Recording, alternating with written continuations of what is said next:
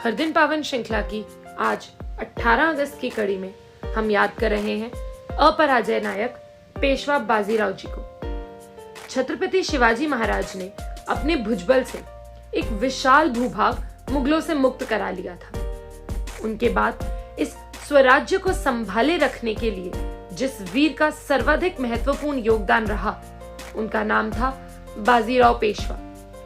बाजीराव का जन्म 18 अगस्त 1700 को अपने ननिहाल ग्राम डुबेर में हुआ था।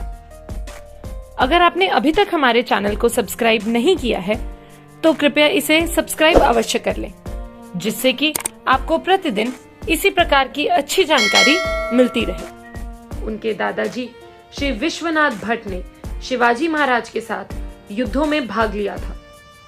उनके पिता बालाजी विश्वनाथ छत्रपति शाहू जी महाराज के महामात्य यानी पेशवा थे। उनकी वीरता के बल पर ही शाहू जी ने मुगलों तथा अन्य विरोधियों को मात देकर स्वराज्य का प्रभाव बढ़ाया था। बाजीराव को बाल्यकाल से ही युद्ध एवं राजनीति प्रिय थी। जब वे 6 वर्ष के थे तब उनका उपनयन संस्कार हुआ। उस समय उन्हें अनेक उपहार मिले। जब उन्हें अपनी पसंद का उपहार चुनने को कहा गया तो उन्होंने तलवार को चुना। छत्रपति शाहू जी ने एक बार प्रसन्न होकर उन्हें मोतियों का कीमती हार दिया तो उन्होंने इसके बदले अच्छे घोड़े की मांग की। घुड़साल में ले जाने पर उन्होंने सबसे तेज और अड़ियल घोड़ा चुना।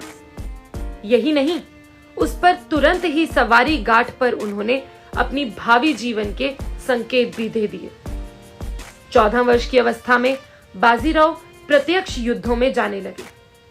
5000 फुट की खतरनाक ऊंचाई पर स्थित पांडवगढ़ किले पर पीछे से चढ़कर उन्होंने कब्जा किया। कुछ समय बाद पुर्तगालियों के विरुद्ध एक नौसैनिक अभियान में भी उनके कौशल का सबको परिचय मिला। इस पर शाहू जी ने इन्हें सरदार की उपाधि दी। 2 अप्रैल 1720 को बाजीराव के पिता विश्वनाथ पेशवा के देहांत के बाद शाहू जी ने 17 अप्रैल 1720 को 20 वर्षीय तरुण बाजीराव को पेशवा बना दिया। बाजीराव ने पेशवा बनते ही सर्वप्रथम हैदराबाद के निजाम पर हमला कर उसे धूल चटाई। इसके बाद मालवा के दाऊद खान, उज्जैन के मुगल सरदार दया बहादुर, गुजरात के मुश्ताक अली, चित्रदुर्ग के मुस्लिम अधिपति तथा श्रीरंगपट्टनम के सादुल्ला खां को पराजित कर बाजीराव ने सब ओर भगवा झंडा फहरा दिया। इससे स्वराज्य की सीमा हैदराबाद से राजपुताने तक की हो गई। बाजीराव ने राणोजी शिंदे, मल्हाराव होलकर, उदाजी पवार, चंद्रोजी आंग्रे जैसे नवयुवकों को आगे बढ़ाकर कुशल सेना नायक बनाया। पालखंड के भीषण युद्ध में बाजीराव ने दिल्ली के बादशाह के वजीर निजामुल मुल्क को धूल चटाई। द्वितीय विश्व युद्ध में प्रसिद्ध जर्मन सेनापति रोमेल को पराजित करने वाले अंग्रेज जनरल मॉन्टगमरी ने इनकी गणना विश्व के 7 श्रेष्ठतम युद्धों में की है। इसमें निजाम को संधि करने पर मजबूर होना पड़ा। इस युद्ध से बाजीराव की धाक पूरे भारत में फैल गई। उन्होंने वयोवृद्ध छत्रसाल की मोहम्मद खां वंश के विरुद्ध युद्ध में सहायता कर उन्हें बंगश की कैद से मुक्त कराया।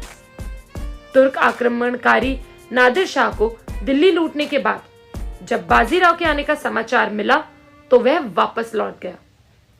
सदा अपराजय रहे बाजीराव अपने घरेलू समस्याओं और महल की आंतरिक राजनीति से बहुत परेशान रहते थे। जब वे नादिर शाह से 2-2 हाथ करने की अभिलाषा से दिल्ली जा रहे थे तो मार्ग में नर्मदा के तट पर रावेर खेड़ी नामक स्थान पर गर्मी और उमस भरे मौसम में लू लगने से मात्र 40 वर्ष की अल्पायु में 28 अप्रैल 1740 को उनका देहांत हो गया। उनकी युद्ध नीति का एक ही सूत्र था कि जड़ पर प्रहार करो, शाखाएं स्वयं ढह जाएंगी। पूना के शनिवार बाड़े में स्थित महल आज भी उनके शौर्य की याद दिलाता है। दोस्तों, अगर आपको हमारी आज की ये वीडियो पसंद आई हो तो कृपया इसे लाइक करें और अपने दोस्तों के साथ शेयर अवश्य करें।